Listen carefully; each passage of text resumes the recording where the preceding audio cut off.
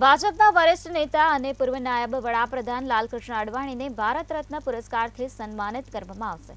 વડાપ્રધાન નરેન્દ્ર મોદીએ તેમના સોશિયલ મીડિયા પર એક પોસ્ટ શેર કરીને આ એલાન કર્યું હતું। ત્યારે 96 વર્ષીય અડવાણી આ એલાન બાદ પ્રથમ પ્રતિક્રિયા આપી છે। ભારત રત્નના એલાન બાદ 96 વર્ષીય લાલકૃષ્ણ અડવાણીએ કહ્યું કે હું આ સન્માનને અત્યંત નમ્રતા અને કૃતજ્ઞતાથી સ્વીકારું છું। તેમણે કહ્યું કે આ મારા માટે માત્ર એક વ્યક્તિ તરીકે સન્માન નથી, પરંતુ તે આદર્શો અને સિદ્ધાંતો માટે પણ સન્માન છે, જેની મેં મારી સંપૂર્ણ ક્ષમતા સાથે જીવનભર સેવા કરી છે।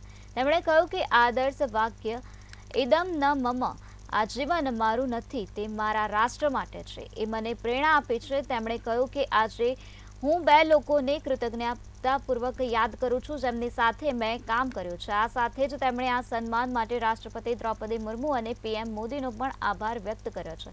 તેમણે તેમના પરિવારના તમામ સભ્યો અને તેમની સ્વર્ગસ્થ પત્નીને પણ સંવેદના વ્યક્ત કરી છે।